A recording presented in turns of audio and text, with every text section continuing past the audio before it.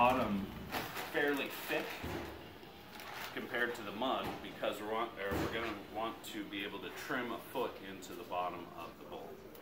Okay. So I'll start very similar, slightly damp wheel head, slap that down in the middle. Go ahead and smush it down, finger seal. Blocking a left elbow, leaning into that object.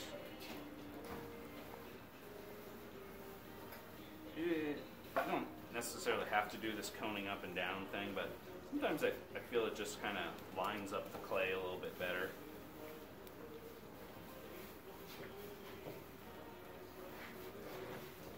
So you'll notice the bowl will start out the same exact way as the cylinder, pretty much the same shape mound and stuff like that.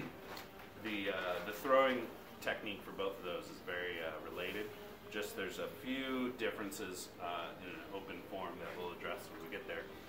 Opening, much the same way. You'll see I'm just off of the center of the hole. Finger presses down into the form. It'll start to dry out on you.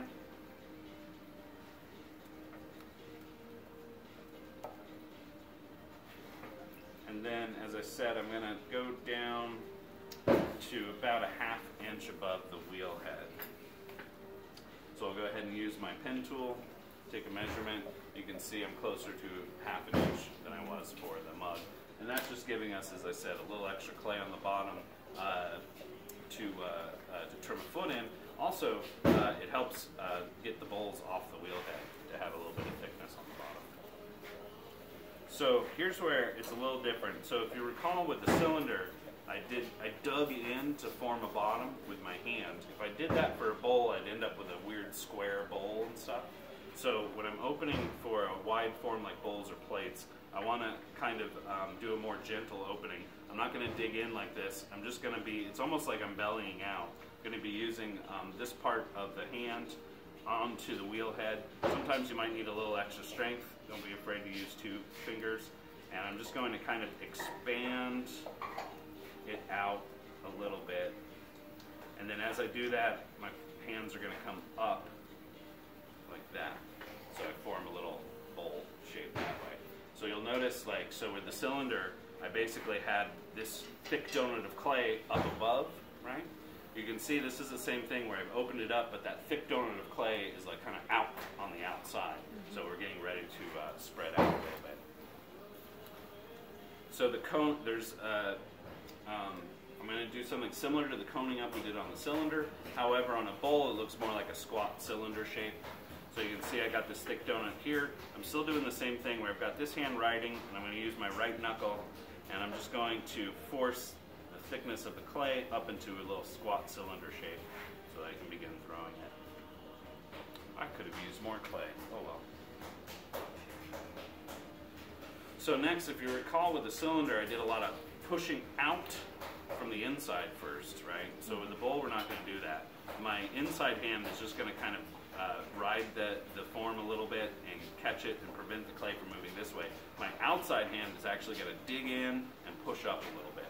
So outside hand, just the middle finger digging into the form, and then it gives me a little bit of mass right there, and then I can just pull that mass up.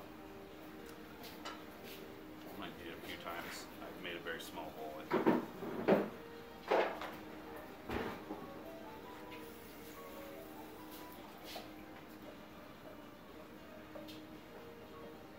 So notice that I'm not going towards bowl shape. I'm actually going up to a squat cylinder. If you try to throw wide out to a bowl shape, it just kind of flops over. So what we do is we actually throw a little fat cylinder, and then we're going to widen that out to a bowl shape. So I'm going to give it just one more pull just for fun.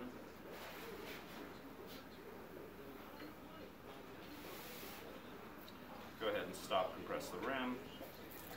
Take out any excess water from the bottom. Then what I'm going to do is I'm pretty much using the kind of this wide part of the hand here. I'm going to start addressing the bottom of the bowl.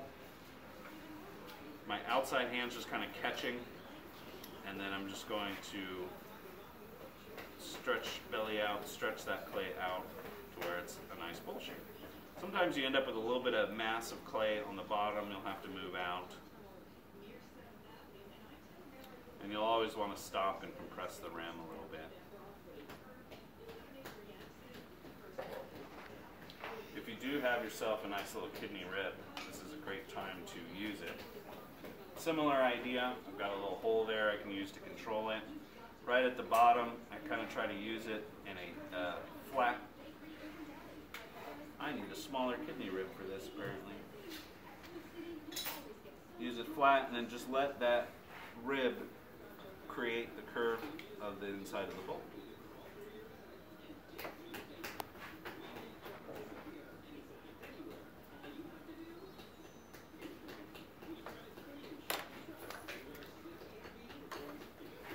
So, I mean, you can play with it. You can actually get these a little bit wider if you wanted to. Just be aware that right here, because the clay is pushing against the wheel head, it's going to take a lot of force to move the clay.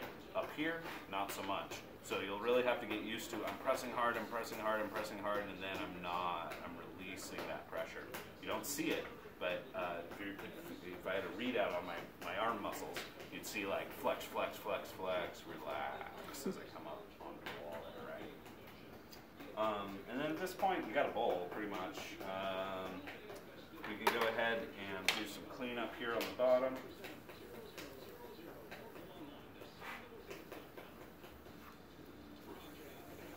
Another thing you'll notice is I cleaned up the bottom. You'll notice I left a little groove there, right?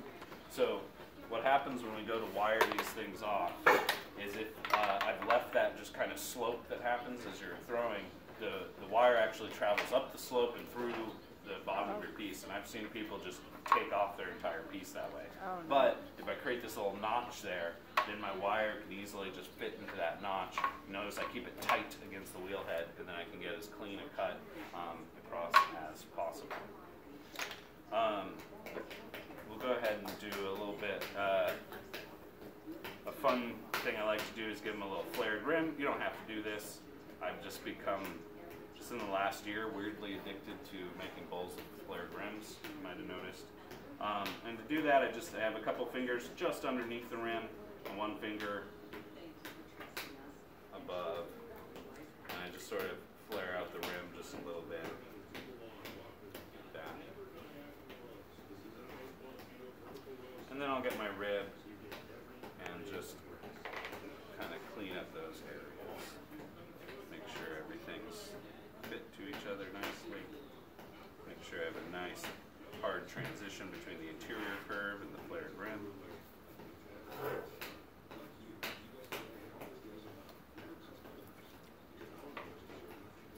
And for fun, we can give it a little, I'm just pressing in, letting the wheel go to slow speed, and giving a little fun spiral on the bottom. That's completely optional. So similarly, carefully remove the splash pan. Get a little puddle of water going on. Hold that wire taut all the way through. Notice I'm touching it just right at the bottom, nowhere else, just right here. I have some thickness, I can control it, but the rest of it is very soft and floppy. Find yourself a little wood board. And as long as you're not doing giant bowls, you can do bowls this way, but really large bowls and plates start to almost require a bat system. But these smaller bowls here you can easily do with the slide off technique as well.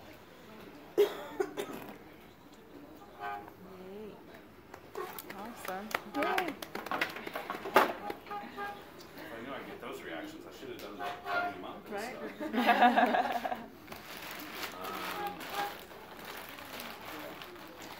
So at this point, you'll notice that you've made a giant mess. I highly recommend having some aprons available if you care about your clothing. All this stuff needs to be cleaned up. Obviously your tools you handle, but if you grab the bucket or whatever, you got to clean it out. Just remember, we try not to get too much clay slop into the sinks because it can hurt the sinks. For the most part, try to get water in the sinks and clay into the slop bucket over there. So for instance, if I'm dumping this out, I'm going to go over there, I'm going to dump most of it out, and then the bottom few inches I'll take over to the clay slop areas and stuff. The splash pans need to be taken over clay, put in the slop bucket, and then they need to be completely clean, and they get stacked back over here. Make sure 100% that your wheel is off when you're done using it. Mainly because it's a safety issue. If you leave that wheel on and someone walks by and kicks the pedal, that chair will fly off the wheel and hit somebody in the head or damage work or something like that. So we got to make sure we're keeping these things clean, make sure we turn the wheels off and put the stools back. Any questions?